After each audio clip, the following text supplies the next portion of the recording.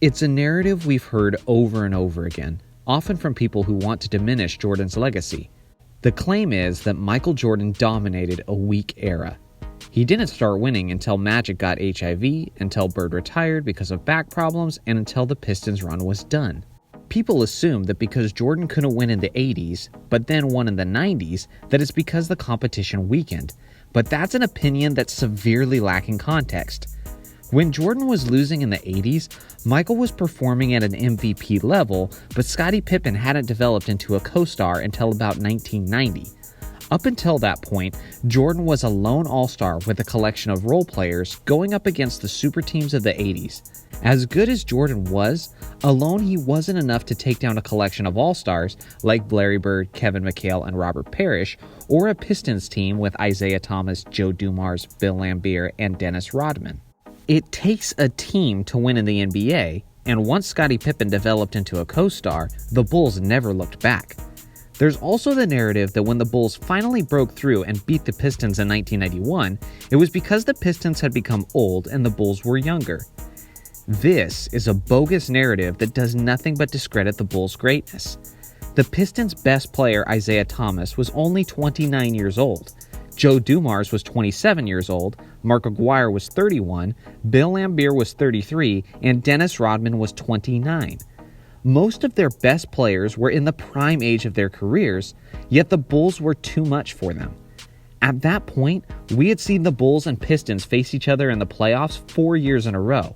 So although the matchup between the Bulls and Pistons was getting old, the Pistons certainly were not. The Bulls didn't start winning because the talent around the league had weakened. They won because a prime Jordan got some much-needed help that the other stars like Thomas and Bird had been enjoying throughout the 1980s. This weak era narrative doesn't just stem from Jordan's failures in the 80s, but it also comes from people discrediting the teams he faced in the finals throughout the 90s. So with that being said, let's break it down year by year, looking at each team Jordan faced in the NBA Finals. The 1991 LA Lakers. The 91 Lakers finished the year with the third best record in the Western Conference with a 58-24 record. They were led by a still elite Magic Johnson, who even at 32 years old, still put up his usual 20 points and 12 assists per game. James Worthy was his usual running mate, who was averaging 21 points per game over the course of the year. There was also quality supporting players like Byron Scott, Vlade Divac, and Sam Perkins. With all of that being said, this was not the same Lakers team of the 1980s. Kareem Abdul-Jabbar had recently retired, and both James Worthy and Byron Scott suffered injuries in Game 4 of the series versus the Bulls. Magic Johnson simply didn't have enough support to make the series interesting for Jordan and the Bulls won the championship comfortably in only 5 games. In my opinion, this was the easiest opposition Jordan ever faced in the NBA Finals. The 1992 Portland Trail Blazers. The 92 Blazers finished the regular season with a 57-25 record, which was the best record in the Western Conference.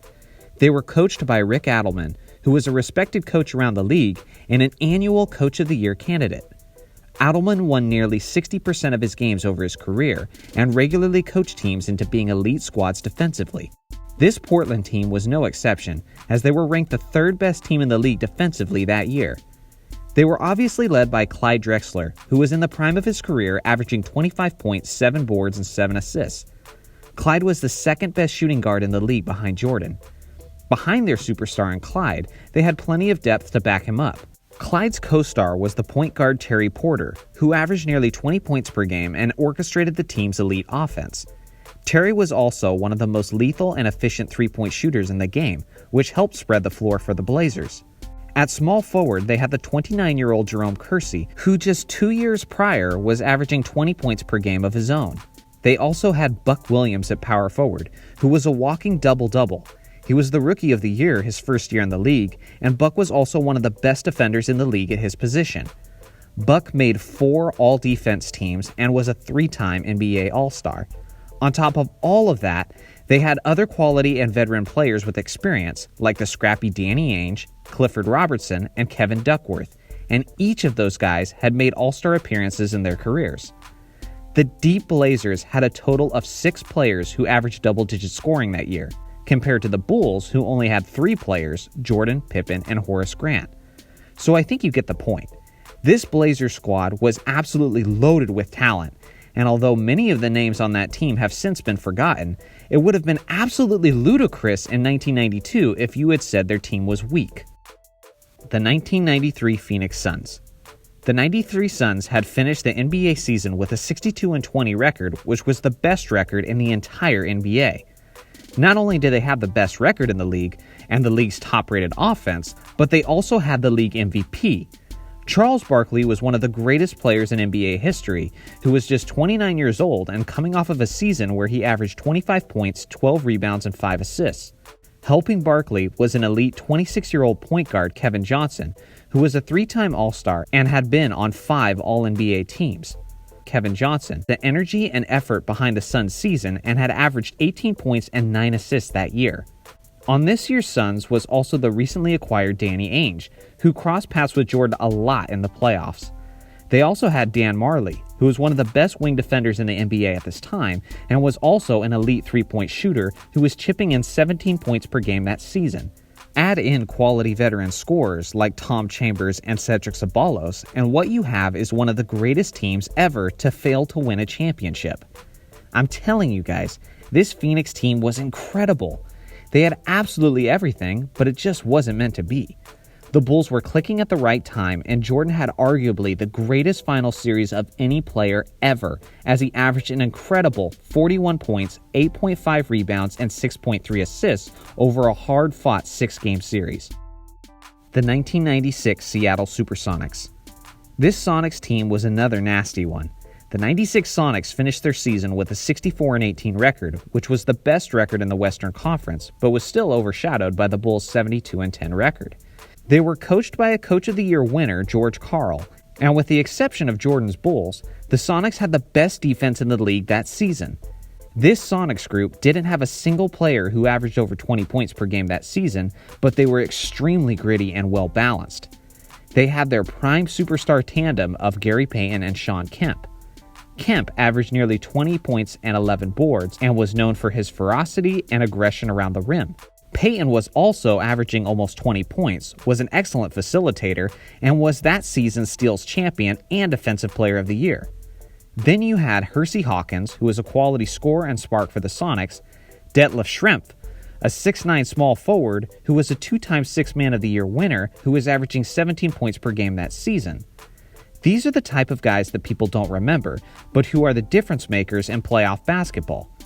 This Sonics team was definitely championship worthy. With their collection of talent and their gritty defensive identity, they really remind me of the 2003-2004 Detroit Pistons, who used their team effort to take down the super team Lakers. As worthy as the Sonics team was, no one was beating Jordan and the 72-10 Bulls that season. The 1997 Utah Jazz. The 97 Jazz finished the regular season with a 64-18 record, which was the best record in all of the Western Conference. The Jazz were the second best offense in the league that season, behind Jordan's Bulls, and they were also a top 10 defensive team.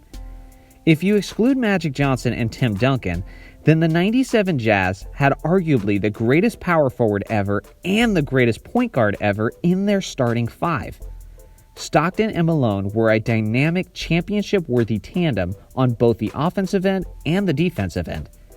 Even beyond Stockton and Malone, the Jazz had plenty of depth that's been forgotten over the years, like Jeff Hornacek, who was a consistent and reliable third option for the Jazz, who was one of the best three-point shooters in the league. You know this Jazz team was legit by simply considering who they had to beat just to get to the finals. In the Western Conference Finals, the Jazz defeated the Houston Rockets in 6 games. A Rockets super team stacked with Hakeem Olajuwon, Charles Barkley, and Clyde Drexler leading the way. This Jazz team earned their stripes, but the Bulls handled them comfortably in 6 games. The 1998 Utah Jazz. The 98 Jazz had relatively the same strong roster and finished the regular season with the best offense in the league and a 62-20 record. The most significant thing that changed since the previous season was that the Bulls had weakened.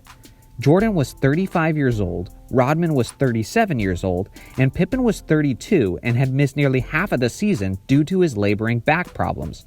Yet despite all of those disadvantages, Jordan still led the Bulls to win in 6 games over the Jazz for their second straight season. In that finals series, Jordan quite literally carried the Bulls as he averaged 33.5 points of the Bulls' 88 points per game that series. Now that I've recapped each finals team Jordan faced in the 90s, I want to make my closing point about generational talent. It's easy for the casual NBA fan to look at Jordan's competition of the 90s and criticize it because people simply don't remember the talent or weren't even watching at the time, so they don't truly know how talented those teams were. Think of the impact players in today's game, like Andre Iguodala, Steven Adams, Lou Williams, and Eric Gordon. These are just a few examples of talented players who are often the difference in wins and losses for their teams. But in a few decades, no one will be talking about these guys the same way no one talks about guys like Terry Porter, Dan Marley, Detlef Schrempf, and Jeff Hornacek. At a certain point, people won't remember the overall talent of teams, and it becomes just about the stars. The young casuals will say things like, "So Jordan and Pippen beat Barkley in the finals, big deal. What else did Barkley have?" A lot, actually. Heck, sometimes it's not even the solid role players who get forgotten, but sometimes it's even the star players themselves.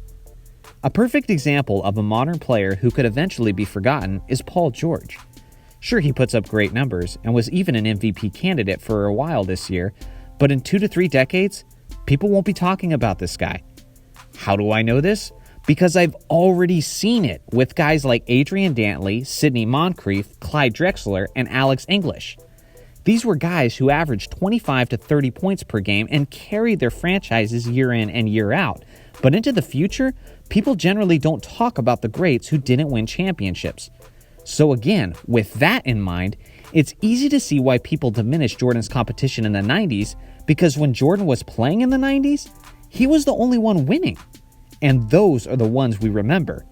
No matter how you try and spin it, the reality is that Michael Jordan led a Bulls team that dominated an era of legitimate and fierce competition that many people just simply don't remember or just never knew.